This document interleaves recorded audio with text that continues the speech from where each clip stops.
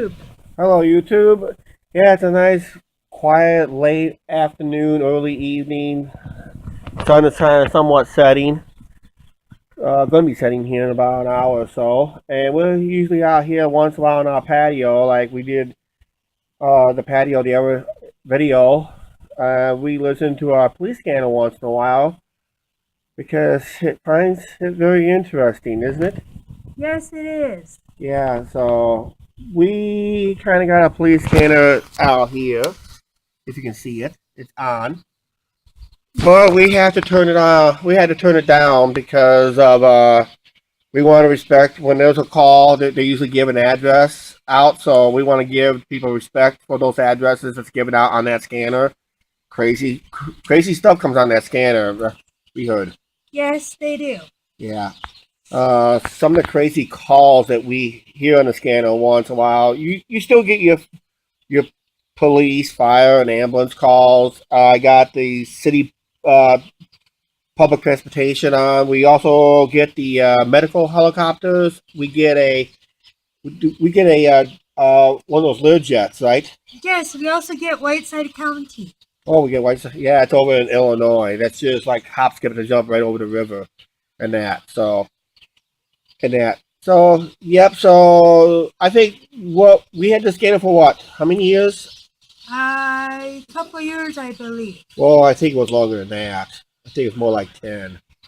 At least 10 years. We had some form of scanner, but this is our second one, so we only had like that for about 3 years, or 3 or 4 years. So, okay. Crazy things. We're just going to use our top five that we heard. We're going to start with number five. It's usually, this is usually pretty common in a small town, is when people tends to move into the new house when they move in. They moved in for a while, and all of a sudden, before you know it, people come back from vacation, not realizing uh, new people moved in, and all of a sudden they see people unlocking the door, and all of a sudden they thought they were breaking in, and actually it turns out to be that people was just already been residents there. So people thought they were breaking in, but they were actually residents there. So that was number five, our crazy call. What was one of the crazy calls you want to talk about, Angie? A Number bowling four? ball rolling down the middle of the street here in town. Oh, yeah, that crazy bowl. Someone want to play bowling on the street. I don't know. It's like I said, a crazy small town. Uh, I think number three, this is usually pretty common in a small town, is you do get you do get wild animals, and we're gonna hold number one because I thought number one is crazy, but here's number three. Uh, Strange footprints. This is like in the winter. Someone called the cops for strange footprints in their yard. Cops came, and all of a sudden, they investigated. It turned out to be a herd of wild deer that came through overnight. So that'll be. I guess it's really panic. I guess people panic too easy in this town. Yes, they do. They Okay. panic a lot. Yeah. Um, Number three, you hear this all often. In fact, we were victims of it ourselves before we moved here. We had our own vehicle. We used to live in another part of town. Uh, Usually parking complaints.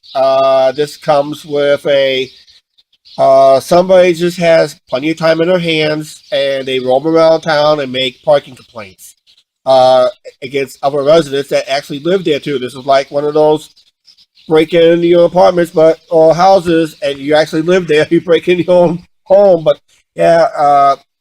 Actually, one day I was coming home from work, and I saw a cop coming behind me, and he didn't pull me over for anything for speeding and that.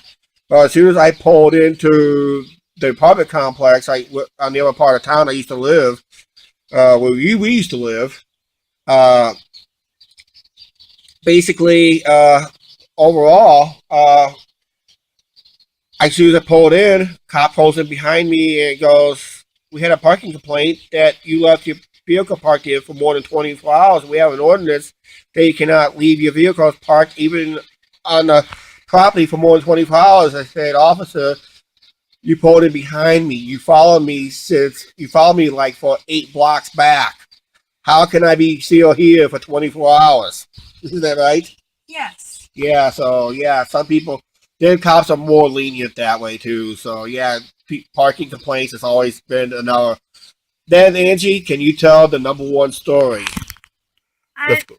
A squirrel on a high wire. Well, not a squirrel on a high wire. What it was is, I'll make this story more correct. That basically somebody called the police for removed subject. The subject was a squirrel in a tree. Actually, that's what it was. Not a high wire. It was on a tree. Somebody did not like a squirrel in their tree, so they called the cops and had to try to get the squirrel removed. So, yep. But I want to let you know on the scanners, usually most small towns that does, because usually a lot of people, one thing they don't like about people with scanners is don't follow the police, don't follow the fire. They don't like ambulance chasers, police chasers, and people going to fires. You just get in the way. And here's one quick story.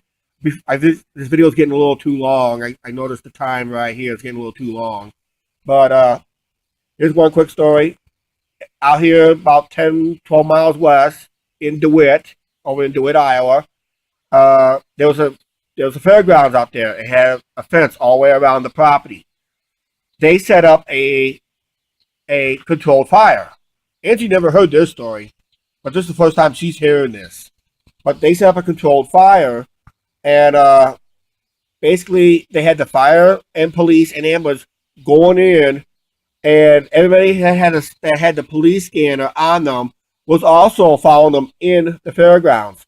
While the firemen was putting out where people thought it was a real fire, but they were putting out it was a practice fire for the fire department, for the volunteer fire department.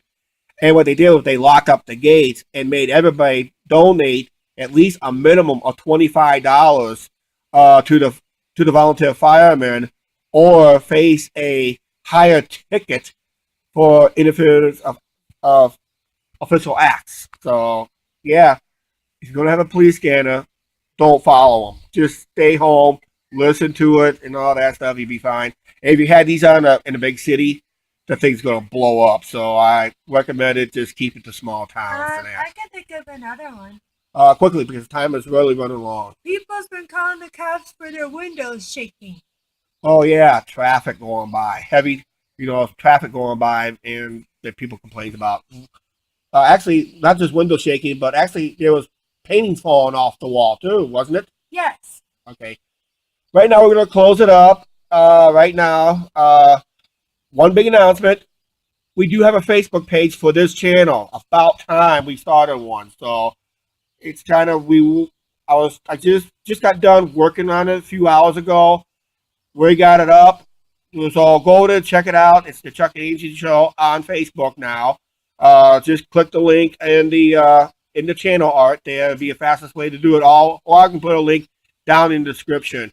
And Angie, you got the closing honors. Please like, share, and comment. Thank you. Well, you got to subscribe. And subscribe. Yeah, you gotta get that subscribe down, because we need subscribers. So if you're not subscribers, don't forget, put a like, share our videos, and most important, subscribe. Thank you.